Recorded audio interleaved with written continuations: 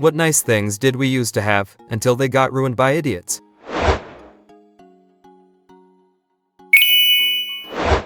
I used to work at Tim Hortons and we were located right beside a homeless shelter, so every night, we would take all the food that was still fresh and give it to charity. It was not a lot, usually like a box or Timbits and about a dozen donuts.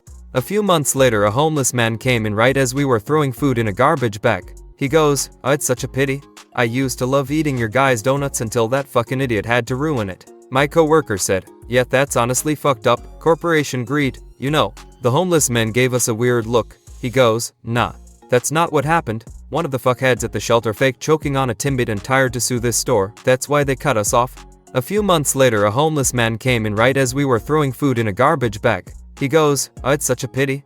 I used to love eating your guys' donuts until that fucking idiot had to ruin it." My coworker said, "Yeah, that's honestly fucked up, corporation greed, you know." The homeless man gave us a weird look. He goes, "Nah, that's not what happened. One of the fuckheads at the shelter faked choking on a Timbit and tired to sue this store, that's why they cut us off." My parents' old apartment had this little dog park. Our greyhound loved it because she could go run every morning. They closed it because people would not pick up their dog's poop. They would just leave piles of shit, despite management sending letters out. I am still salty about that one. Don't get a dog if you can't pick up their masses. Extremely generous return policies at places like Ray and Costco.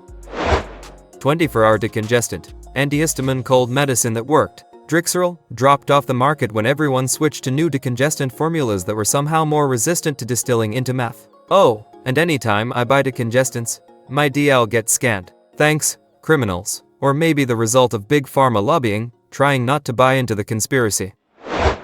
Very dumb and minor, but I think it goes to show how selfish people can be. A few years ago a guy on Twitter shared his Starbucks card information and told people to put it on their phones. The idea was to have a shared community card thing, get a drink if you wanted to, or donate to it so others could get a drink. You would think that people would just grab free drinks, but it actually had a surplus of donations versus people actually using it.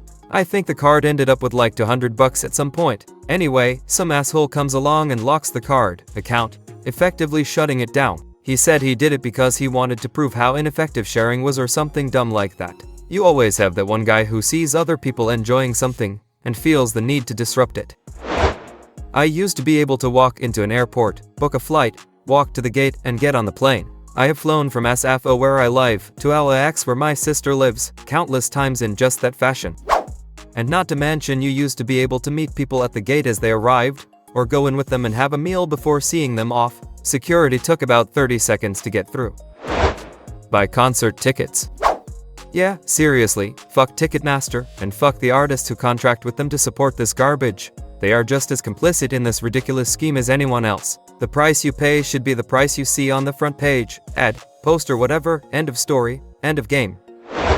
Drones, all it takes is a few idiots doing stupid illegal shit like spying on people, and legislators jump at the chance to restrict them.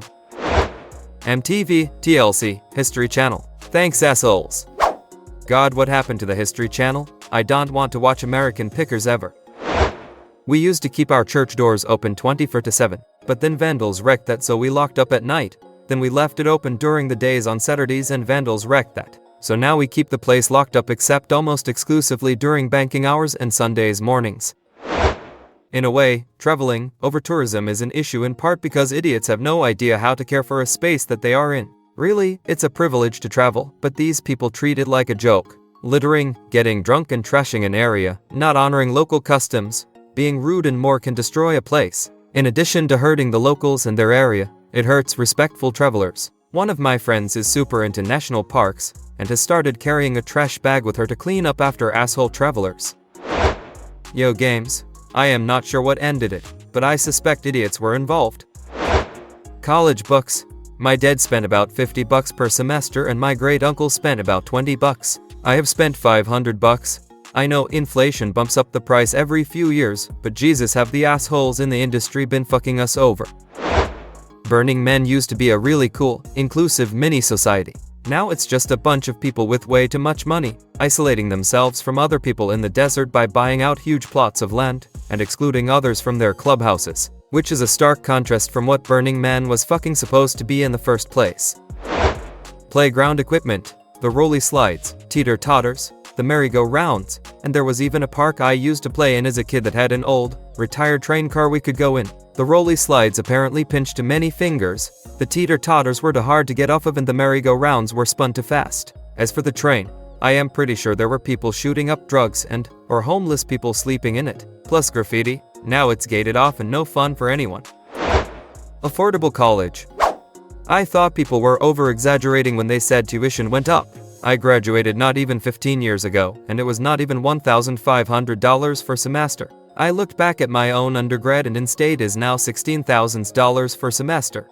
This is exactly what happened in the housing market. The federal gov removed the loan backing cap over 2014, so now private lenders will loan literally anyone money to get even the shittiest, most worthless degrees at even the most unemployable schools. If the student defaults, the federal government assumes the loan, pays the lender the remaining amount, and goes on merciless collections. With all that extra money available, demand has massively outpaced supply, so prices have skyrocketed.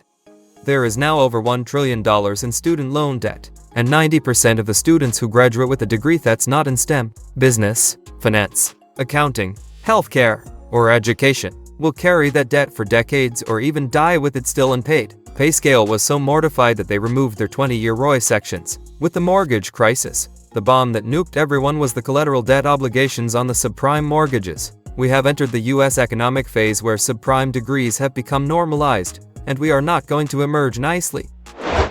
Buying tickets online. It used to be easy. Now I have to choose all the squares with a fucking car in them to prove I am not a butt. Log in with a password I forgot. Get my password link sent to my email address. Change my password, prove I am not a butt again, pick seats, confirm seats, and pay an extra $20 for a convenience fee.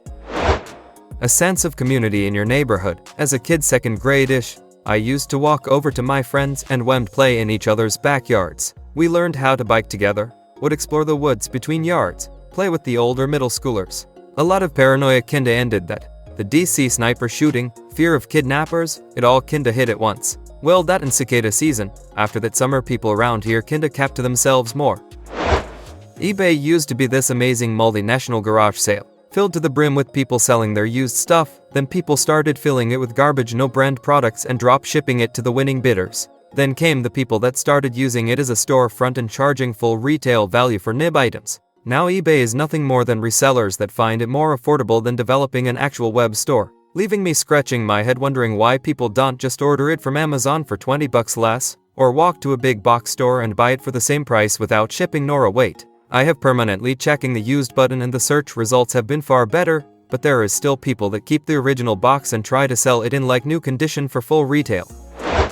YouTube used to be about uploading amateur videos. Old school YouTubers put out quality content as well. Now it's all corporate, with companies promoting their stuff, and majority of the content being crap. Edit. I think I should clarify a bit more. Tutorial, educational videos have always been good. I am talking about entertainment. I like the new grounds, early YouTube era where people just uploaded random videos, not professionally edited with a big team working backstage and creating merchandise and whatnot. Not to mention people like Logan Paul who are just plain crap. Also back then videos were not clickbaity or monetized. People uploaded for fun. I guess the internet just does not have that Wild West feeling anymore. It's why people still remember I can't believe you have done this over some new well-produced video, although it may be good. Pensions, retirement and having a career with a company for more than 10 years. Stupid boomers, greedy corporate assholes and shitty government ruined all that for everyone. People used to read the articles and be informed. Now I feel like people skip to the comments to get the gist of what was actually written, said. So whoever invented the comments section ruined reading. Inhalers. My bestie who had asthma used to be able to get inhalers without going through the counter when he was a kid and he needed it desperately. Now they quit selling them over the counter and you need a prescription because druggie got a drug. I imagine a lot of different kinds of medicines ended up this way. Being a photographer. Everyone seems to be a photographer, meaning if you are an Insta person or a celebrity, basically a big following, you get booked for gigs despite not knowing anything about photography. Edit. I am not saying people need to know technical side of photography. Natural talent is brilliant. I mean shitty photos being widely praised just because of a person's following. We used to have a small state park where I live. It was a literal hole in the ground in the middle of farm country. There was a waterfall, tons of crazy rock formations and climbing walls, as well as rare plants and trees as far as the eye can see. It was beautiful. Then stoners and hippies took over the place, spray painted on all of the rock formations, and moved any rocks and boulders that could be dispel a big for to 20 in the place's gazing field. Baggies and cans litter the waterfall to the point where the entire waterfall looks like a fountain of trash. You can't step 2 feet in any direction without seeing a can, bottle, pipe, or needle. It's really sad. The last time I went, my friends and I left in tears. It was devastating. Thanks for watching. Share your opinion in the comments. Please support the channel by liking and subscribing. It will help a lot.